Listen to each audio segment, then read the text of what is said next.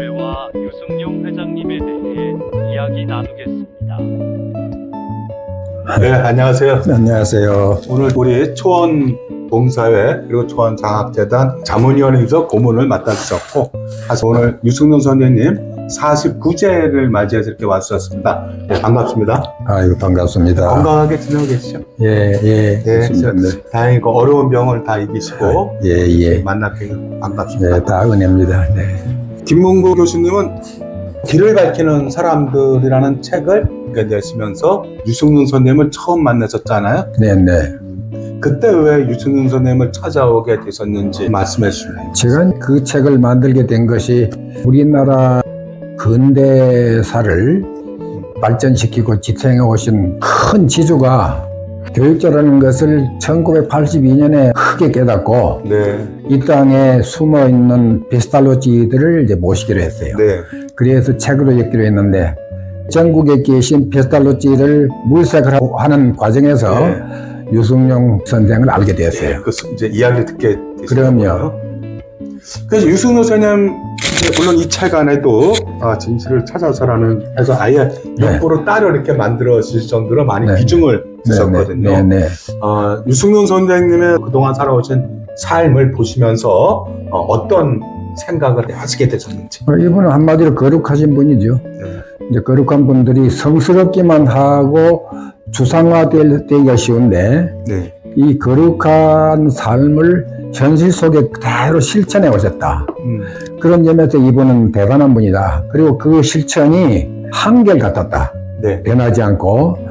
그러니까 아마 이분의 호가 향견이잖아요. 모양을 그리는 두견세. 그러니까 1950년대, 60년대 이어지면서 자유당 말기에 있었던 여러 가지 부조리, 여기에 상당히 마음이 크게 상하셔가지고 이 정의를 써야겠다.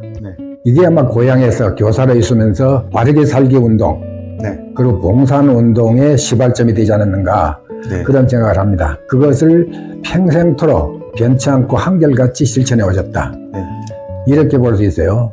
3.15 부정선거의 교사들을 동원한 그런 것에서 그것이 얼마나 잘못된 것인지 그거를 깨트렸다고 할까요? 그걸 바꿔준 4.19 혁명의 주역들이 학생들인 거에 대해서 많은 감동을 받고 교사로서 어떻게 살 것인가라는 고민하셨고 그 길을 이렇게 지켜오신 거라는 그런 거죠. 그러면 김봉문 교수님께서 1983년부터 유승용 선생을 만나서 초원 봉사회를 같이 쭉 봐오셨지 않습니까? 그걸 보시면서 초원 봉사회가 갖는 다른 봉사단체나 교사들의 단체하고 가장 큰 차이점은 뭐라고 보시는지? 진심이죠.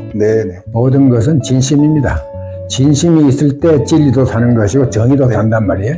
그러니까 유승용 회장님이 자유당 때 자유당의 부정을 거부하면서 나섰던 것은 정의감인데 정의만 있어서는 안 돼요. 정의와 함께 반드시 동반될 것이 자유가 있어야 되고 그리고 사랑이 있어야 돼요. 그러니까 유승용 회장님은 정의와 자유와 사랑을 융합한 그런 특이한 봉사자였다. 그런 점에서 제가 다른 봉사단체하고 또 봉사하는 분들하고는 차이를 두고 생각하게 됐습니다. 유승용 선생님의 그 하루 10원 철학이라 했잖아요. 하루 10원을 아껴 모아서 어려운 제자들 또는 이웃과 나누자 라는 걸 실천하시는 걸 이제 보신 거잖아요. 우리 김문구 선생님께서는 그런 부분을 어떻게 평가하시는지. 유승용 회장이 서양 말로 하면 아이디어 뱅크예요. 그래서 10원 아이디어가 굉장히 뛰어난 작상이다 생각을 했어요. 10원 없는 사람은 거린 외에는 있어요. 다 10원이 있어요. 근데 그 작은 10원을 가지고 실제로 실천하고 봉사할 수 있는 생각을 하게 된다는 것이 대단히 중요한 것이었다. 누구나 할 수 있는 거다. 거기에 착안을 하셔가지고 한다는 것은 실현 가능한 운동을 벌이셨구나. 그 점에 제가 감명을 받았습니다. 그러니까 그 당시 1970년대 처음 이걸 할 때 10원이라는 것은 거린들한테, 아기들한테 보통 10원만? 그것도 그 전인가요? 하여간 뭐 그럴 겁니다. 그거를 이제 가치를 두고 이렇게 누구나 참여할 수 있는 그런 걸 만드는 게 중요하다 라고 이제 생각하시는 거잖아요. 그러니까 10원이 물질이라기보다는 그게 마음이었어요. 마음으로 본 거죠.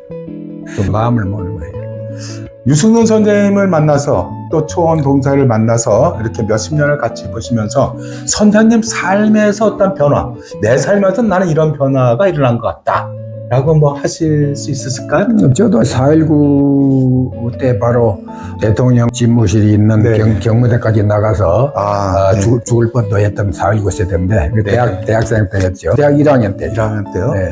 그리고 선배는 앞에서 바로 죽어가고 그때도 저는 이제 정의감 하나로 했단 말이에요. 네네. 근데 유승용 회장님도 정의감으로 처음에는 출발했을 건데 네. 그게 자유와 사랑하고 결부가 되어서 커다란 힘을 발휘하는 걸 보고 저도 봉사단체를 만들지는 않고 네. 비조직적으로 해오고 있었어요. 아, 제자들 데리고 많이도 가고요. 네. 그랬었는데 유승용 회장님이 단체를 만들어가지고 공동체를 만드는구나. 공동체 의식을 구체화시켜야 되겠다는 생각을 하고 내 삶도 그쪽에 초점을 맞추게 됐다. 네. 이것이 이제 유승용 회장님 만나서 변한 것이다. 내가 그렇게 말씀드리고 있습니다. 네, 그러셨구나. 그러면 앞으로 이제 유승윤 선생님이 오늘 49제 이제 4월 3일날 이제 돌아가셨거든요. 그러니까 초원 봉사회와 초원 장학회 운영위원회에서 우리가 앞으로 어떻게 모임을 계속 이끌어 나가고 또 유승윤 선장님의 그 뜻을 어떻게 하면 더 사회에 널리 알리면서 실현해 나갈 것인가 라는 이제 의견들을 모으고 있습니다. 네.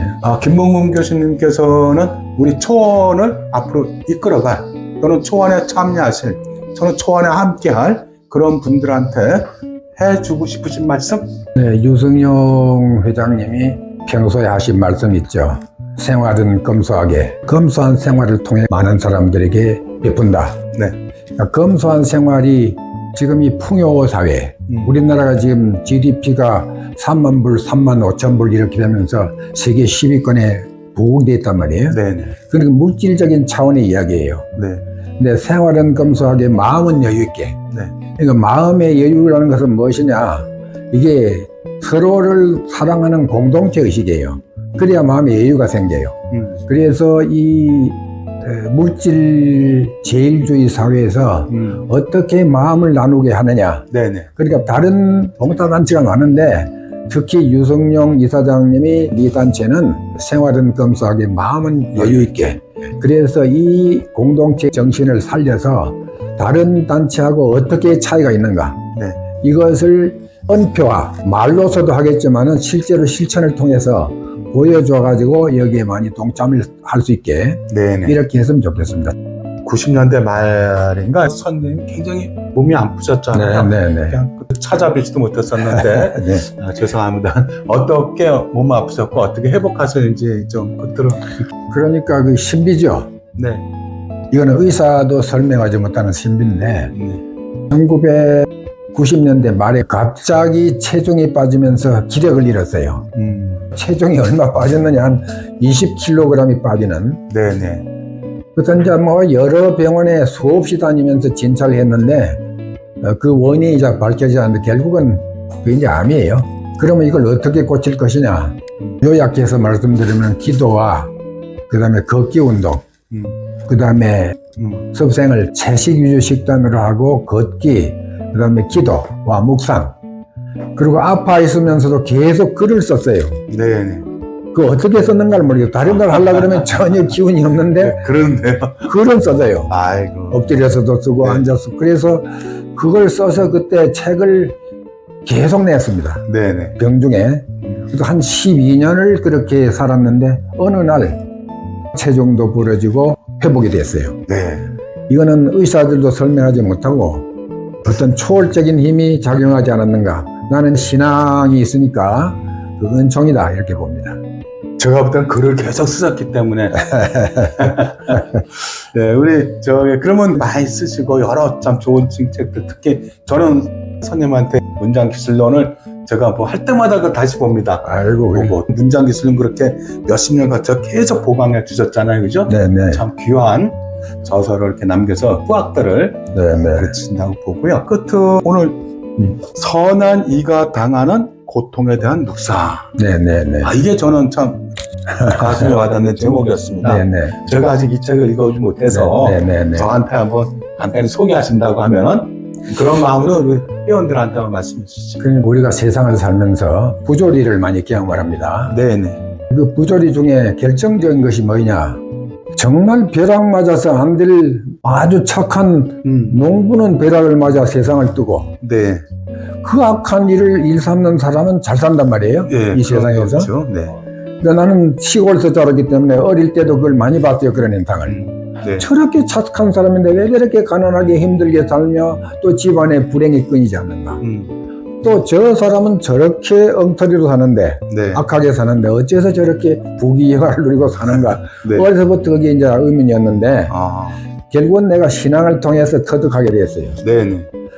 만약에 하느님이 네. 선한 사람 선한 일 하고 기도 한번 하면은 떡이 하나씩 생기고 나쁜 일 하면은 벼락이 치고 그렇다면 이 세상에는 진실한 사람이 없어져요. 아, 예. 가짜만 충만할 겁니다. 네.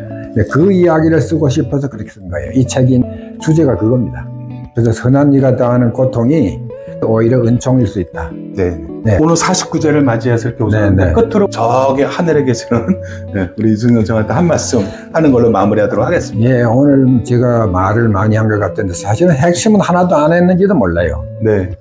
그 유성용 회장님은 하나님이 내신 분이라고 봐요. 네. 그러지 않고는 저렇게 한결같이 일생을 똑같은 마음으로 변치 않고 헌신하는 일, 사람을 사랑하는 일, 공동체를 엮어주는 일, 이런 일을 할 수가 없어요. 하늘 사람이시니까 지금 아마 천국에 가 계실 건데 네. 우리도 천국에 갈 수 있도록 계속해서 좀 보살펴 주십시오. 저희도 노력하겠습니다. 네. 이게 핵심 말씀이죠. 예. 고맙습니다. 감사합니다.